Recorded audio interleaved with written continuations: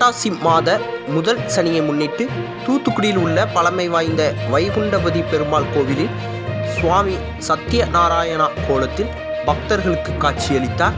ஏராளமான பக்தர்கள் நீண்ட வரிசையில் நின்று சுவாமி தரிசனம் செய்தனர்.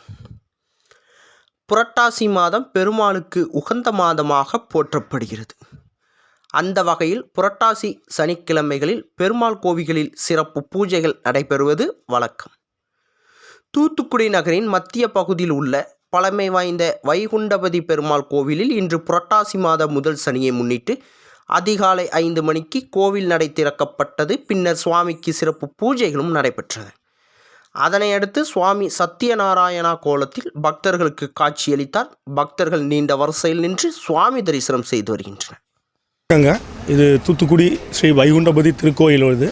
இது வந்து ரொம்ப ஒரு பிரசித்தி திருத்தலம். இது தூத்துக்குடியை பொறுத்த வரைக்கும் பார்த்தீங்கன்னா தூத்துக்குடி மாவட்டத்தில் உள்ள எல்லா மக்களுமே இங்கே வந்து இன்றைக்கி காலையிலேருந்து ஆயிரக்கணக்கான மக்கள் கூடி வந்து தரிசனம் பண்ணிக்கிட்டு இருக்காங்க. இன்றைக்கி வந்து சத்யநாராயணா அலங்காரத்தில் ஸ்ரீபதி வைகுண்டபதி வந்து காட்சி அளிச்சுக்கிட்டு இருக்காரு.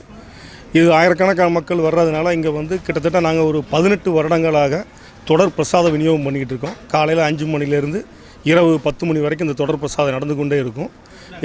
காலையில் சக்கரை பொங்கல் பண்ணுவோம், அப்புறம் வெண்பொங்கல், தயிர் சாதம், அதுக்கப்புறம் மத்தியானத்துக்கு மேலே திருப்பாவாடை அலங்காரம் வந்து இங்கே வந்து ரொம்ப ஒரு ஃபேமஸான ஒரு இது தூத்துக்குடியில் பார்த்தீங்கன்னா.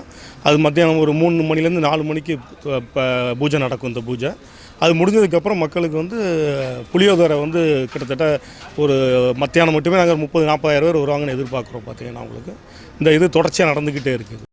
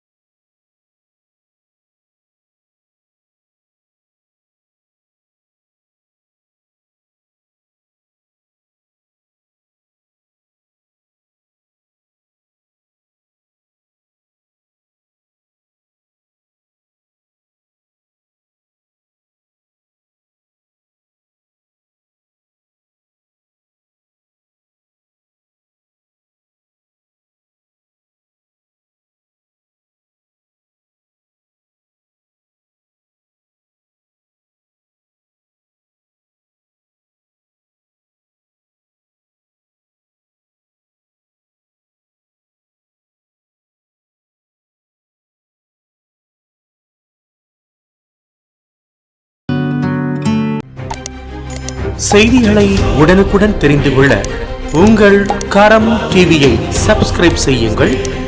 அதோடு பெல் பட்டனையும் கிளிக் செய்யுங்கள்.